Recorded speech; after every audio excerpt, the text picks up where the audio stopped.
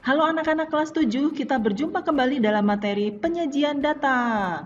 Kali ini bersama ikan kecil ikan, jangan lupa di like dan subscribe. Yuk kita lihat. Nah, ada 3 cara pengumpulan data ya. Ada wawancara, kemudian ada kuesioner atau angket, kemudian ada observasi atau pengamatan. Penyajian data dapat dilakukan dalam 3 cara ya, diagram garis, diagram batang, dan diagram lingkaran. Nah, diagram garis digunakan untuk menyajikan data yang kontinu atau berkesinambungan. Contohnya, jumlah penduduk tiap tahun, hasil pertanian tiap tahun, jumlah siswa tiap tahun. Perhatikan, di sini ada suhu badan Anita selama 10 hari ditunjukkan dalam tabel. Nah, kalau kita buat diagram garisnya anak-anak seperti ini. Ini ada sumbu mendatar atau sumbu X, lalu ada sumbu vertikal atau sumbu Y.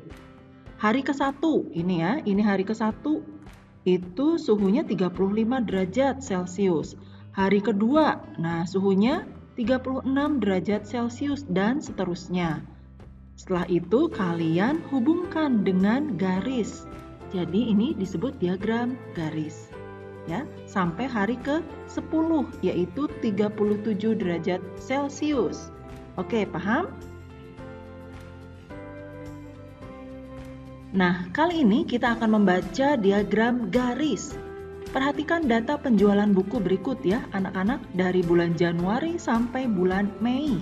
Kemudian banyaknya buku terjual ada di bagian sumbu Y atau sumbu tegak atau sumbu vertikal. Nah, dari sini kalian harus bisa membaca atau menjawab pertanyaan. Misalnya, pada bulan berapakah penjualan buku tertinggi? Nah, kalian lihat nih, di bulan Januari, Februari, Maret, April, atau Mei? Betul, bulan Maret karena dia paling tinggi di sini ya. Kemudian, contoh lagi, berapakah penjualan buku pada bulan Februari? Tentu kamu harus lihat di bagian Februari di sini ya. Nah, betul sekali. Ini adalah 15.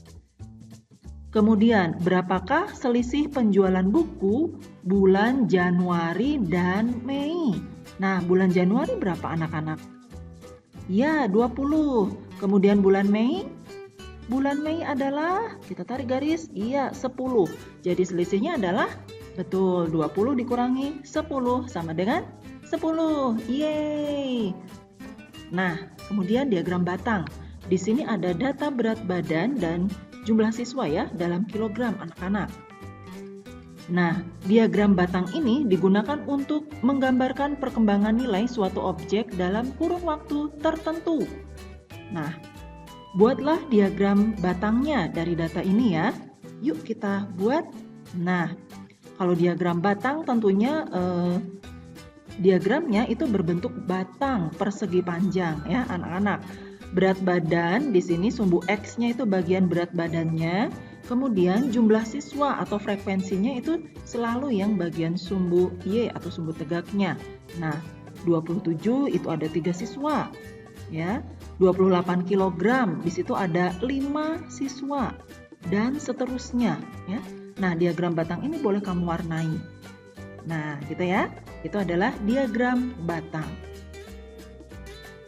Membaca diagram batang. Di sini ada hasil panen. Ada cabai, wortel, tomat, ubi, dan kentang. Nah, kentang di sini belum tahu nih berapa.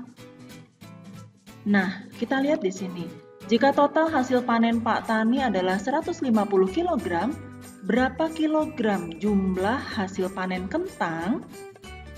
Nah, kita lihat di sini, cabai 20 kg, kemudian wortelnya 35 kg, tomat 25 kg, ubi 35 kg, dan kentang kita belum tahu ya.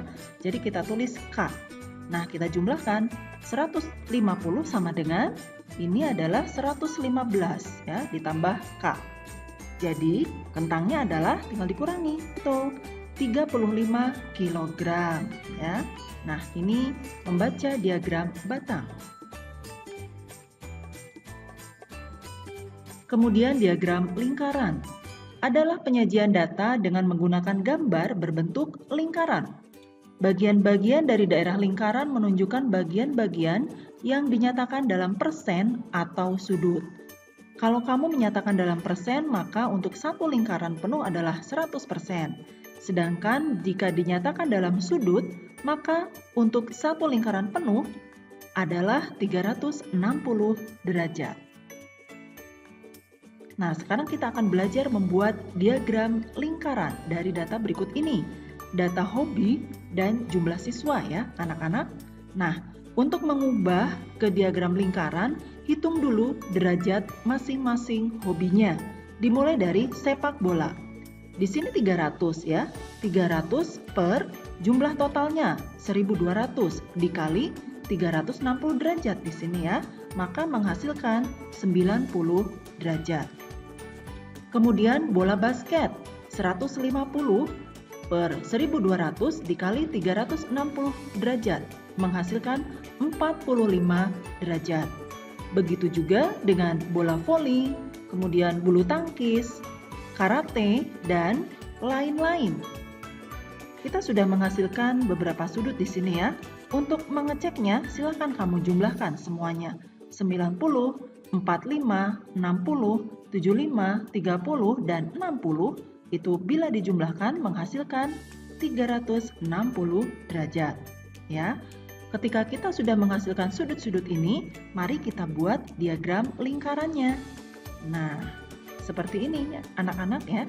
Kalau sudutnya 90 derajat, maka di sini ya harus siku-siku. Kemudian sudut 60 derajat, 75 derajat ya, 45 dan seterusnya. Boleh kamu gunakan busur derajat ya.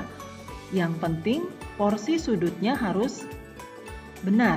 Jangan sampai sudut 90 derajat lebih kecil dari yang misalnya 75 derajat. Nah, gitu ya. Jadi harus seimbang, harus benar. Oke?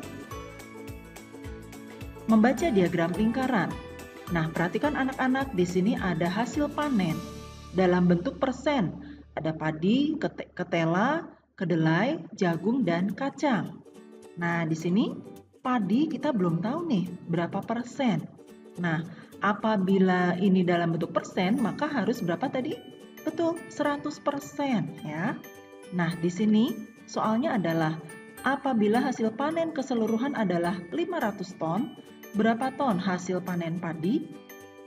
Nah, kita harus mencari dulu nih persentase untuk padi. Nah, 100% sama dengan ketela 10% ditambah kedelai 25% ditambah jagung 15% ditambah kacang 15% dan ditambah padi. 100% sama dengan kita bisa jumlahkan ini ya, 65% ditambah padi.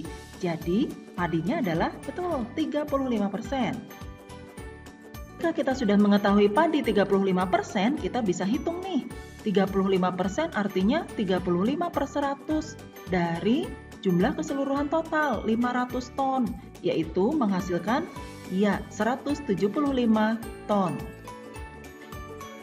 Sekarang kita akan latihan membuat diagram garis, batang, dan lingkaran.